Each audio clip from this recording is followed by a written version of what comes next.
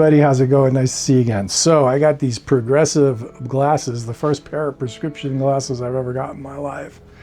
And if I go like this, I can see the camera. If I go like this, I can't see anything, but I can see far away.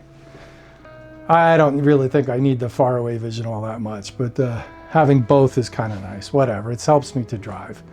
So I can't complain, you know, I'm in my 60s and it's the first pair of glasses I've ever had a prescription for. So there's people who wore glasses their whole lives. And so, yeah, no complaints there.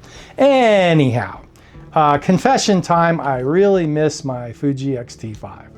Now, I do have a Fuji X-T3, which I kept because I really like my Fuji X-T3. It's a made in Japan model. And I know I'm going to get comments. Did they just put the wrong label on it? Yeah, maybe they did, maybe they didn't. The quality control on this Fuji X-T3 is spectacular. This is the way this feels more like an X-T1 or X-T2. I mean, this is years of use, and this is solid. There is no play on that rear screen, okay? And the paint has held up. There's no scratches on it. I haven't really babied this camera. This is the camera that went to Zion with me. So, and it's been to the Oregon coast. I photographed Thor as well with it. So this camera's been around, and you know, I kept it because, you know, I enjoy the camera, and it was a made in Japan model. And maybe it's just a label. I don't really care. I like the fact that the label's there. It does seem like the quality control is higher than on the made in China X-T3s that I've seen. So there is that. When I kind of started using the Sony system, I kind of kept a lot of my lenses for the X system, for the Fuji system. I still have the 23, 35, and 50 Fujicrons. Love those lenses.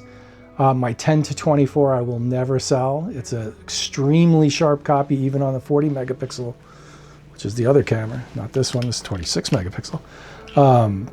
My 10 to 24 f4 Fuji is extremely sharp on the 40 millimeter to all the way to the corners, and it's a great lens. I think the reason why that lens got a bit of a bum rap is because there's some quality control issues. There had been, and let's see. I have the 55 to 200. So yeah, kept most of the Fuji lenses. So I have the full system. So the other day I read, because I hadn't been keeping up with Fuji rumors too much, and the other day I went up to Fuji rumors and I found out that the Fuji X-T5 and a few other of the Fuji X cameras, the XM50, oh, I'm screwing this up. There's an X50, X-T50, the XM5, is it? And the XE5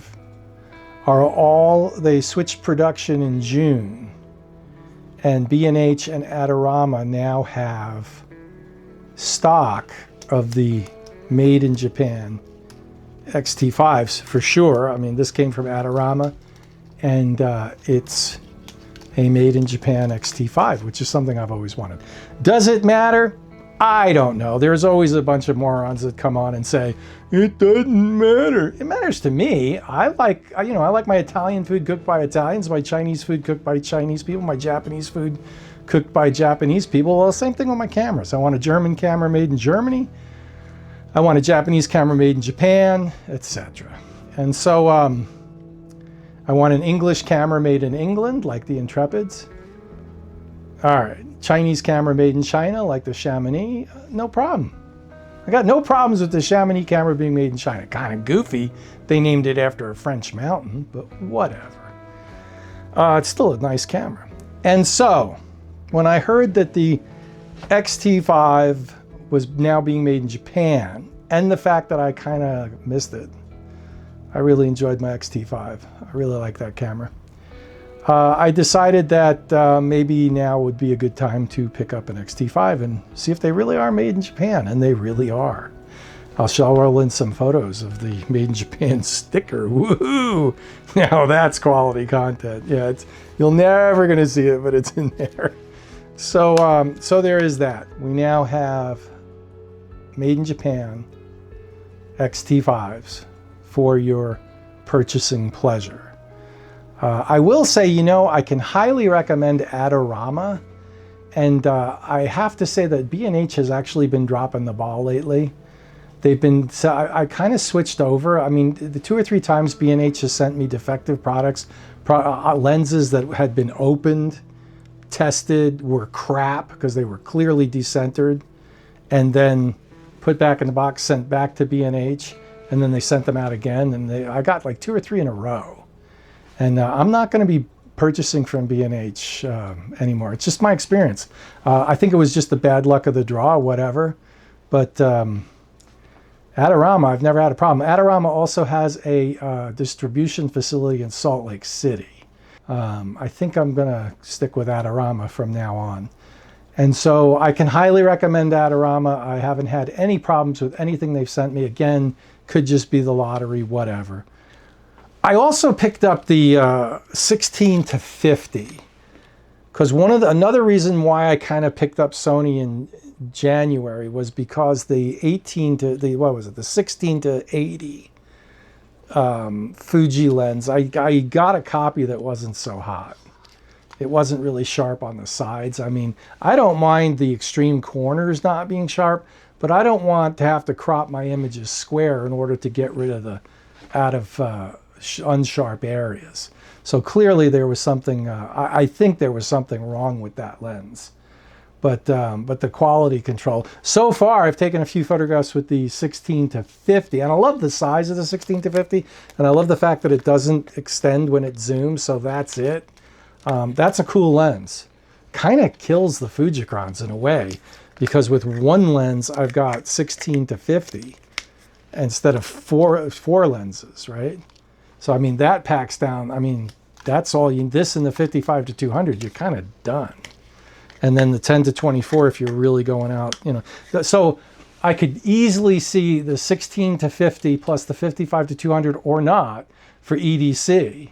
Okay, just throw this in a bag, you're done. And then add the 55 to 200 if you think you're going to have some telephoto shots, and add the 10 to 24 if you're, you know, really doing some serious landscape work. The thing about the Sony system, I really like it. I'm videoing on the A7CR, the A7CR right now, and it works great. Makes my life really easy. The Fuji video is more hard to finesse into looking great, but whatever. And the thing that kind of, the reason I really like for every day and for when I want to travel light, it's the size and the weight of the lenses. So I was playing with this camera, setting it all up, and then I pulled my A7C2 out of the bag with the 24 to 70 f4, and I was like, whoa, that's heavy. You know, it creeps up on you. Compared to the X-T5 with the 16 to 50, which is a 24 to 70. And I know it's a 2.8 to 4.8. It's kind of like an f4. You know, I'd rather have 2.8 at 16 and do some astro with that. So, you know, and I know all the equivalents and all that. So, but I'm perfectly happy with the APS-C, and most of the photographs back here were taken with the X-T5, the one I had for the past like 3 or 4 years, or 2 years, or however long it is. So there it is. If you want yourself some made in Japan action with the X-T5 and 3 other X series cameras, get your credit cards out and get online, because they're selling like hotcakes, and it's exciting. I mean, it's kind of what I've always wanted, was a made in Japan X-T5. So, and the other thing is like, you know, playing with the X-T3, because I knew the X-T5 was coming today, and I was like, oh, I got to get my X-T3 out, and I was playing with the X-T3. The X-T5 is a very mature product. The X-T3, not so much. There was a couple of things last night, because I had been shooting the X-T5 for like at least 2 years. And there were a few things last night that when I was playing with the X-T3, I was like, oh, it doesn't do that.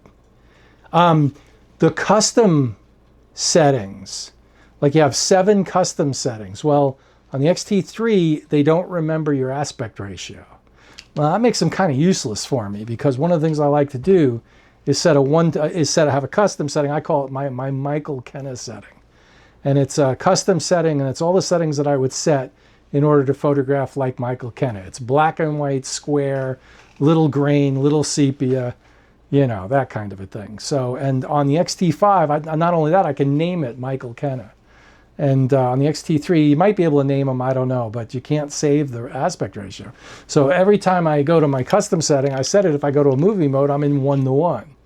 And you know, if I bust out of the custom, I go to a different custom setting, I have to switch the aspect ratio on the X-T3. So the X-T5 is kind of, there really are no holes in the camera. If they come out with an X-T6 and they don't change anything except put that A7R5 screen on the back that flips out, and you know, and this new X-T5, the screen is solid. I don't know, made in Japan. I've had my old X-T5 made in China. It was all wibbly wobbly. So, which is a technical term, and it's why you come here. So there it is. I have waffled on long enough, and I don't know what I'm going to be shooting now. I've got more cameras I know what to do with. I will say this. Unfortunately, I do think the A7RV might be on the chopping block, because the A7CR, yeah, I just like a more lightweight, smaller camera. I haven't used the A7RV since I got the A7CR. So I could see running both systems. It's kind of like having APS-C and a high megapixel, high resolution, you know, 60 megapixels in a full frame, you know, is more like a medium format kind of a deal. So I know it's not the mini medium format digital like the GFX, but damn, those are big cameras. I don't think I'd be happy with those. So, and I don't need the resolution. You know, if I really need resolution, I'll shoot large format film. Now there's some resolution. So I was enlarging a 4x5 negative the other night, and I took my grain focuser, which is a 25x grain focuser, and I put it down, and it magnifies a little tiny area of the negative, and there was a dude standing there, and I could tell he was wearing a hat, and I mean, it's like, whoa, that is sharp. So anyhow, thanks for watching. Please subscribe. That is the #1 thing you can do to help me out, and it costs you nothing. And there it is. So we'll see you out there. Next time I'll have an X-T5. Isn't that awesome? See ya. Bye.